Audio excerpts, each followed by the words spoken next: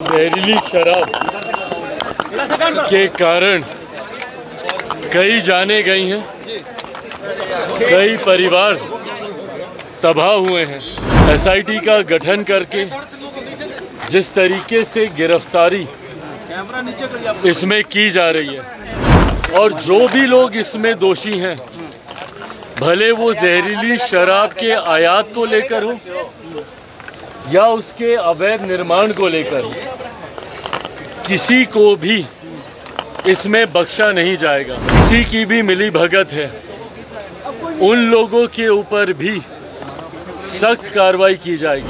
हम लोग सिर्फ इस चुनाव में, झारखंड में हम लोग चुनाव लड़ेंगे। लोक जनशक्ति पार्टी रामविलास भारतीय जनता पार्टी का मजबूती से समर्थन करेगी। इस चुनाव में हम लोग सिर्फ झारखंड में हम लोग चुनाव लड़ेंगे। नमस्कार, आप देख रहे हैं NBC 24 और मैं हूं आपके साथ इंद्रजीत कुमार। देखिए, अभी केंद्रीय मंत्री चिराग पासवान दिल्ली से पटना पहुंचे हैं और पटना पहुंचते ही जिस तरीके से जहरीली शराब में से कई लोगों की जान चली गई, कई लोगों का जो आंख का रोशनी है वो चला गया। उस पर देखिए चिराग पासवान साफ साफ कहते नजर आ रहे हैं कि जो भी लोग दोषी हैं उनको बख्शा नहीं जाएगा और मुख्यमंत्री नीतीश कुमार खुद अपने स्तर से सभी चीज़ों को देख रहे हैं। एसआईटी टीम की भी गठन जो है वो कर दी गई है। साथ ही साथ यूपी में उपचुनाव होने हैं, वहां से चिराग पासवान ने साफ साफ यह कह दिया है कि लोक जनशक्ति पार्टी रामविलास यूपी उपचुनाव में अपने कैंडिडेट को नहीं उतार रही है। साथ ही साथ झारखंड में कल सीटों का बंटवारा जो है एनडीए के द्वारा कर दिया गया, उसको लेकर भी चिराग पासवान दिल्ली से पटना पहुंचे हैं। तो क्या कुछ कह रहे, सुनाते पहले उनके पूरे बयान को। एक दुखद घटना है, जिस तरीके से जहरीली शराब के कारण कई जानें गई हैं, कई परिवार तबाह हुए हैं। सबसे पहले मैं मृतकों के प्रति अपनी तरफ से, अपनी पार्टी की तरफ से मैं संवेदना व्यक्त करता हूं। वहीं इस मामले में जिस तीव्रता से जांच की जा रही है, एसआईटी का गठन करके जिस तरीके से गिरफ्तारी इसमें की जा रही है, ये हमारी सरकार की गंभीरता को भी दर्शाता है कि इस मामले को कतई हल्के में नहीं लिया जाएगा और जो भी लोग इसमें दोषी हैं, भले वो जहरीली शराब के आयात को लेकर हो या उसके अवैध निर्माण को लेकर हो, किसी को भी इसमें बख्शा नहीं जाएगा। अगर इसमें स्थानीय प्रशासन में भी किसी की भी मिली भगत है, उन लोगों के ऊपर भी सख्त कार्रवाई की जाएगी। अंतोगत्वा बिहार में मौजूदा एनडीए की सरकार मुख्यमंत्री नीतीश कुमार जी के नेतृत्व में ये जो घटना घटी है, इसको लेकर पूरी गंभीरता से जांच भी की जा रही है और दोषियों के ऊपर कार्रवाई भी की जा रही है ताकि भविष्य में इस तरीके की घटना दोबारा ना घटे। एक सीट मिली आपको झारखंड में, कैसे देख रहे हैं? देखिए, फिलहाल झारखंड को लेकर चर्चाएं चल रही हैं।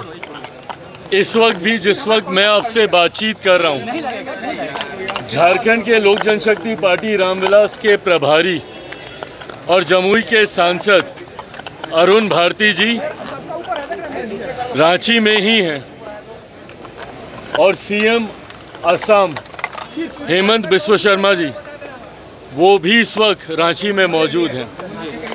मुझे लगता है आखिरी दौर की ये बातचीत चल रही है। कल जिस तरीके से हेमंता जी ने सबको बताया कि एक सीट लोक जनशक्ति पार्टी रामविलास को और बाकी जितने घटक दल हैं, जनता दल यूनाइटेड और अजसू को लेकर उन्होंने जानकारी साझा की। इन तमाम बातों पर अंतिम मोहर इस वक्त जब मैं आपसे बातचीत कर रहा हूं लग रही है। केंद्रीय संसदीय बोर्ड के पास भी कल देर रात तक ये विषय आया था।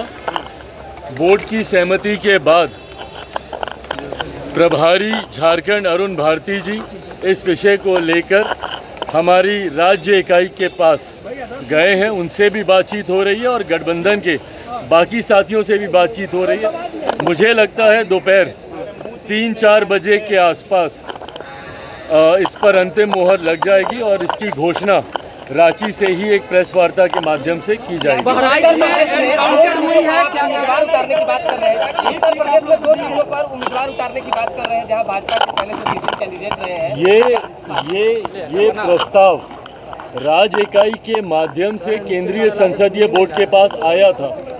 इस विषय को मैं स्पष्ट कर दूं कि ये जो उत्तर प्रदेश में उपचुनाव में लोक जनशक्ति पार्टी रामविलास चुनाव लड़ेगी, ये बात कल राज्य इकाई के माध्यम से वहाँ पर कही गई थी। पर ये बात एक प्रस्ताव के तौर पर राज्य इकाई ने केंद्रीय संसदीय बोर्ड के पास भेजा था, जिसको केंद्रीय संसदीय बोर्ड ने अस्वीकार किया है। उत्तर प्रदेश में लोक जनशक्ति पार्टी रामविलास कोई उपचुनाव में चुनाव नहीं लड़ने जा रही है। हम लोग सिर्फ इस चुनाव में झारखंड में हम लोग चुनाव लड़ेंगे। इसके अलावा तमाम उपचुनाव में लोक जनशक्ति पार्टी रामविलास भारतीय जनता पार्टी का मजबूती से समर्थन करेगी। भले वो बिहार का उपचुनाव हो, उत्तर प्रदेश का उपचुनाव हो, महाराष्ट्र में विधानसभा के चुनाव हो, इस चुनाव में हम लोग सिर्फ झारखंड में हम लोग चुनाव लड़ेंगे। बाबा सिद्दीकी की हत्या कर दी गई है, बाबा सिद्दीकी की हत्या कर दी गई है, क्या कहेंगे उस पर? देखिए, ये दुखद घटना है। बाबा सिद्दीकी जी, उनसे मेरा भी पुराना परिचय रहा, उनसे मेरे भी खूबसूरत मजबूत और पुराने संबंध रहे। ऐसे में उनका जाना मेरे लिए भी एक व्यक्तिगत नुकसान है। मैंने भी एक साथी को, उनके जाने में एक साथी को खोया है। ऐसे में मैं उनके परिवार के प्रति अपनी संवेदनाएं प्रकट करता हूं और साथ ही में उम्मीद करता हूं कि जल्द से जल्द उनके परिवार को न्याय मिले और दोषियों को कड़ी सजा मिले। मुख्यमंत्री नीतीश कुमार,